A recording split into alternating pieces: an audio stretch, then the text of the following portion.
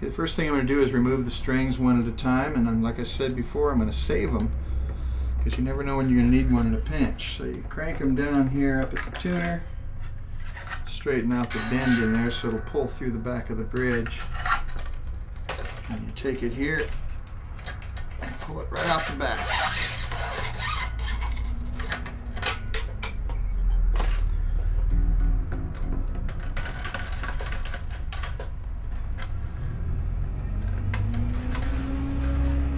They do make bass string winders, but they're a little hard to find. Not as common as the guitar string winder. They do have one that'll fit the larger size of the bass tuner buttons. Okay, with the old strings removed, we're ready to put on a fresh set of strings.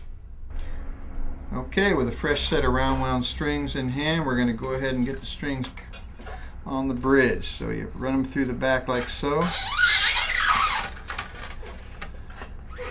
There's the E.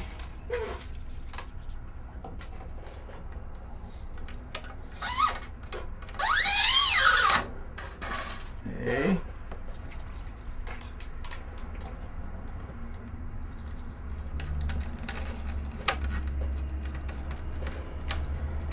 There's the D.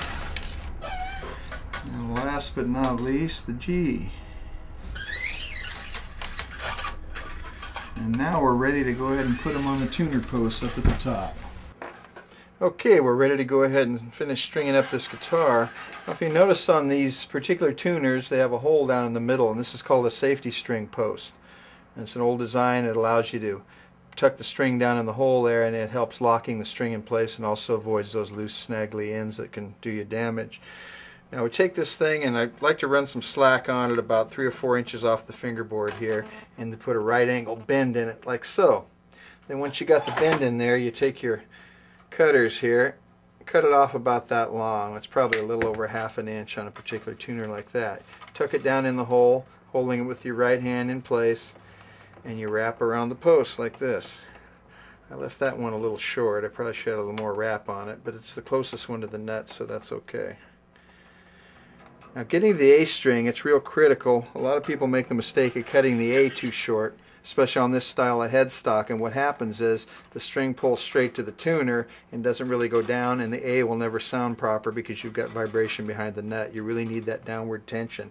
So we're going to leave a bunch on here. We're going to pull this way out to here and put our right angle bend. You can't have too much, that's for sure. Let's put that one in like so.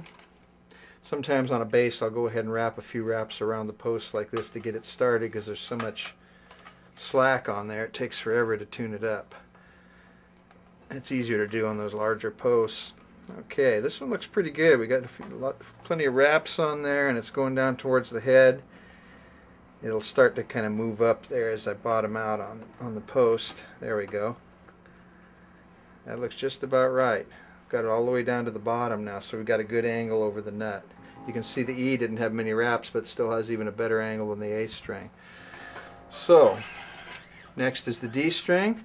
Now the D string has a string retainer. It's a deflector to hold the string down, so we really don't need to go crazy like we did on the A string. So we're just going to pull that up to a normal amount here, about 4 inches off the fingerboard, and put a bend in it.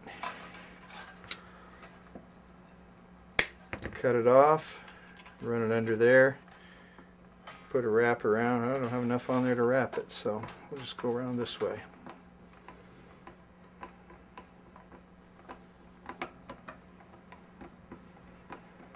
And then you tuck it under the string retainer and drop that in like so. Same thing here.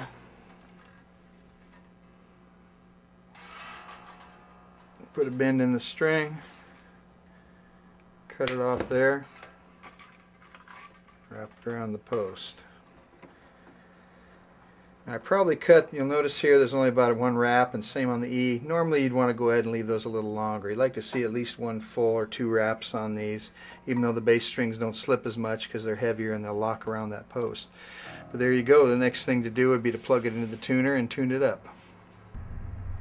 Okay, now we've got the strings hooked on at both ends, up at the tuner, down at the bridge. We want to check and make sure that the string is resting in its saddle slot and is in the nut slot. Next thing to do is to tune it. So I'm going to plug it in. I've got a electronic tuner over here I'm going to reference, and I'll bring this thing up to pitch and see how she looks. First of all, we'll get the whole guitar up to pretty close to being in tune. If you're not familiar with the bass, it's tuned like the 4 low strings on a guitar, just an octave lower. So we've got a G here for the first string, a D for the second string, and so on. A the third and E the fourth. You can use a standard tuner. Sometimes it works better to use the harmonic if you're using a regular guitar tuner, because it's a higher pitch and it's easier to read.